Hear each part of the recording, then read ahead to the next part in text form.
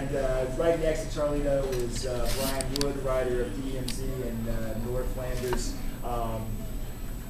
Someone who's developed into one of my favorite writers, which is why he was on one of the top of our list to invite to this opening first year of Denver ComicFest. So Brian Wood, and then right next to him is, I mentioned this in her panel yesterday, but she's done my favorite cover of 2009 to this point, which is Madame Xanadu issue 8. So if you haven't seen that, please seek it out. It is That's the one issue I don't have here. I was like, I gotta look at this. But with that, I'm going to let Charlito grill these guys about Vertigo comic books. Oh, thank you. Thank you, Jason. Well, hello everyone again. I'm Charlito. I'm from New York City. I'm a cartoonist there, but I also do a podcast called Indie-Comics-centric. And I am probably the most remarkably, surpassingly, exceedingly unimportant people in comics. So that's what I'm here for. And I want to thank Jason and Bruce because they are incredible for having me out. And I'm so excited to be talking to two amazing artists and creators, Brian Wood and Amy Reeder Hadley.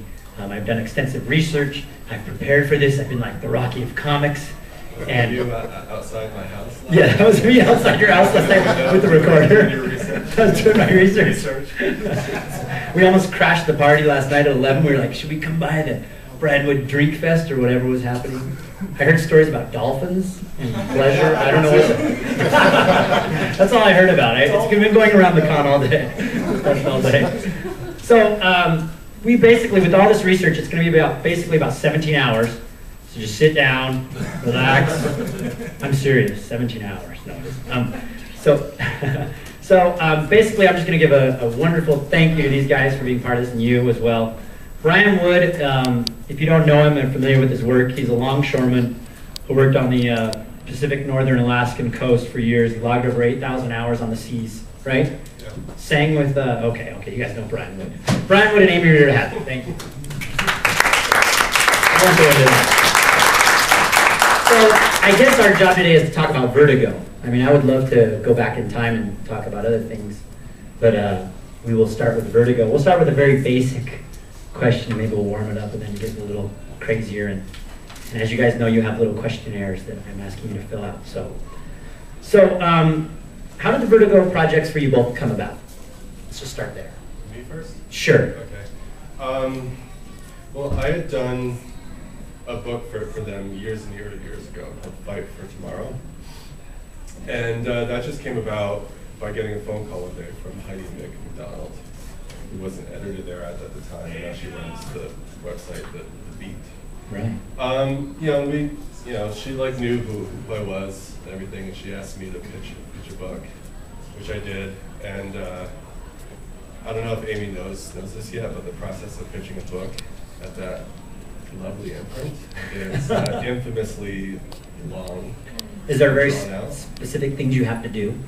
It just really takes a long time. There's an awful lot of, well, you write the pitch with the editor first, or you send your pitch there, and then you work with the editor for potentially very many drafts.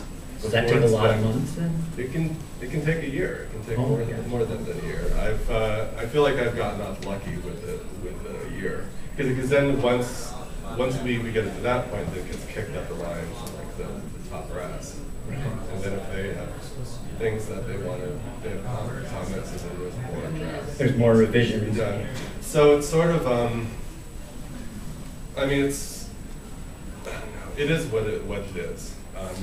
It's what you do when you get a book at Vertigo, and you suffer through it, and you're rewarded at the end. So, anyways, so this first book I did took a couple of years. I wrote it, and then I just kind of I think I just backed away from it. I wasn't really sure I was ready to do that again. And that was a 4-issue series, right? It was 6. It was 6. That's right.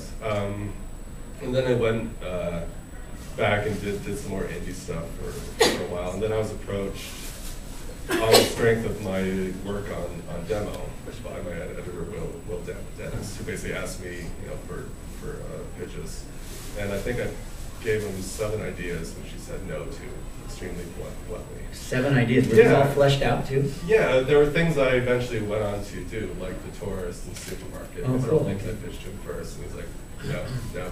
And it was actually really good because I felt like he was pushing me, because I felt like, he confirmed this, eventually, but he said he felt like that I had something better in me, and he was like a bit mean about it, which was kind of, I think that made He was really like challenging you. He was kind of I think that made me be like, blankety blank, I'll give you something else, saying no to me over and over. So yeah, I was kind of like, had it in my mind at that point to give him something he wanted. And so that was DMZ. Yeah.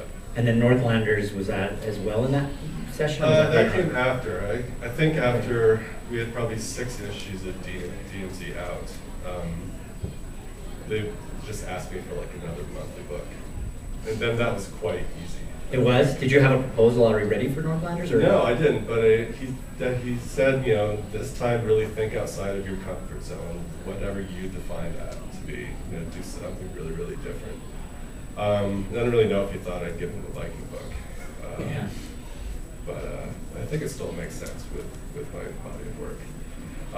So that was like, rushed through, I think, probably six months time from when he asked me for okay. So that was quicker. That was a quicker. It was. And that was helped because I was already doing a book there, and they specifically wanted another monthly, so they were kind of like after it, so it was faster. Cool. Yeah. Awesome. Okay, and Amy, let's talk about you and your experience versus his and being new to Vertigo. Yeah.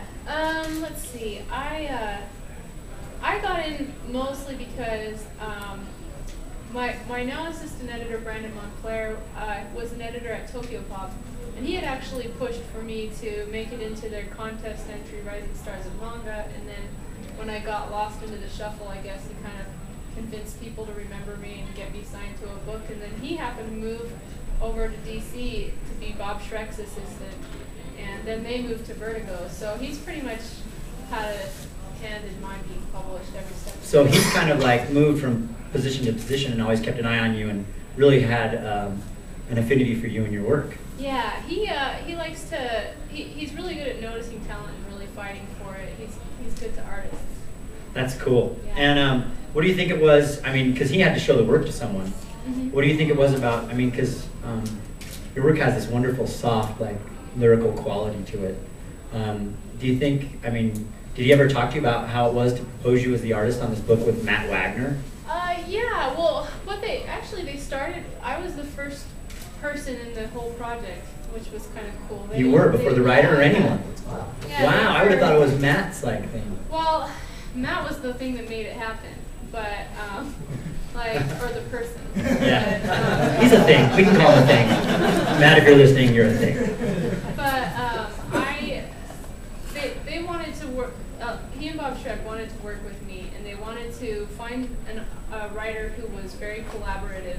Because what they liked the most about my art was my storytelling. They felt like, the craft wasn't so polished, but they really liked what I had to do as far as that goes. And so, they tried something with another writer that didn't work out, again with another DC character.